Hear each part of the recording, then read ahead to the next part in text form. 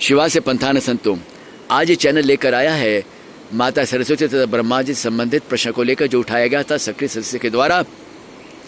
समाज में जिस तरह से कलुषित कलंकित कथाएं प्रचारित प्रसारित करवा दी गईं, वे निसंदेह पीड़ादायक है।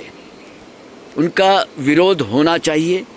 और जो हो क्या रहा है होने के नाम पर कि भाई आध्यात्मिक अर्थ लगाया जा रहा है। भाई आध्यात्मिक अर्थ लगाना तो एक आधी व्याधि बन गया है।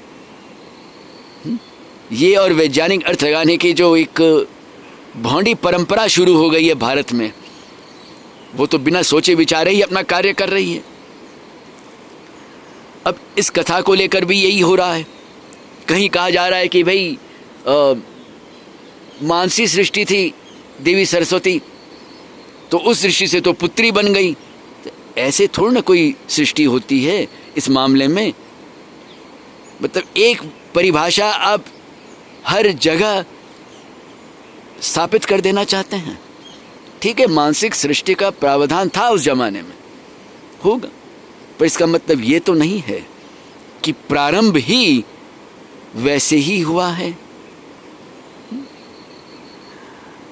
अब शाक्त संप्रदाय वाले कहते कि नहीं, देखो देवी ही थी, देवी से ही ब्रह्मा विष्णु महेश पैदा हुए और उन्होंने जोड़ा बना दिया।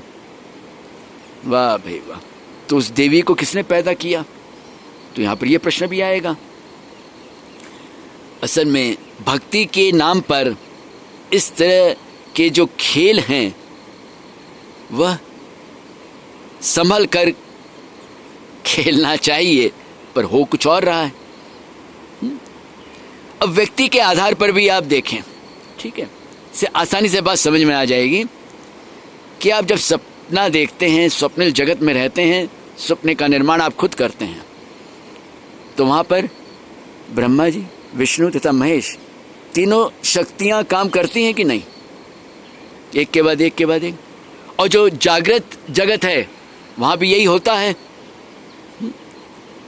और केवल आप अपने को लेकर सोचें तो आपकी जो क्रिया शक्ति है, सृजन शक्ति है, संचालन शक्ति है, संहार शक्ति है, क्या वो तीन अलग अलग हैं? क्या उनका अस्तित्व अलग है, आपसे भिन्न है?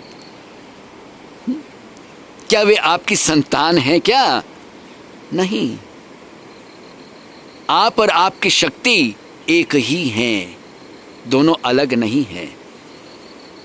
न आप उसके बिना रह सकते, न वो आपके बिना रह सकती है, आपकी अपनी शक्ति। अब सूक्ष्म से आप विराट की ओर ले जाइए इस धारणा को, तो आप देखोगे कि ब्रह्मा जी तथा माता सरस्वती कोई अलग अलग नहीं है। और ब्रह्मा जी ने माता सरस्वती की रचना नहीं की। मूर्खता की भी कोई सीमा होनी चाहिए। जो मन में आए सो कहने लग गए। ना ना ना ना, यह आचरण न करें और इन बातों का विरोध करें, पर हो क्या रहा है कि पीढ़ी दर पीढ़ी सारे प्रकाशक इन्हें प्रकाशित कर रहे हैं, महिमा मंडित किया जा रहा है कथाकारों के द्वारा। क्यों? जो रचनाकार इन कथाओं का आध्यात्मिक अर्थ लगा रहे हैं, बड़े बड़े ग्रंथ प्रकाशित हो रहे हैं, तो इससे तो यही हो रहा है ना कि भाई ये बात सच है एक तरह से, और जरूरी है इनका कोई आध्यात्मिक अर्थ लगा दिया जाए। ना ना ना ना, ये सब कार्य सही में देखा जाए तो सनातन धर्म के विरुद्ध ही हैं। ना ना ना, सृजन के लिए नाम रूपात्मक जगत की अवधारणा एक बात है, पर उसको लेकर इस तरह की कहानियां गढ़ना शोभा नहीं देता। हम लोग अपना स्तर बढ़ाने के बदले ब्रह्मा विष्णु महेश के स्तर को गिरा देते हैं भक्ति के नाम पर।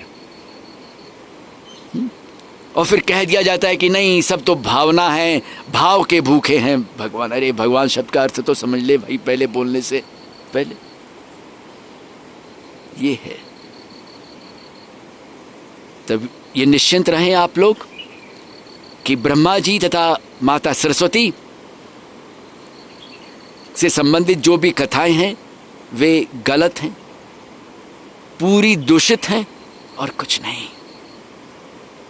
अगर साहस हो तो विरोध करें, आवाज उठाएं कि नहीं, इनका प्रकाशन नहीं होना चाहिए, ये गलत है।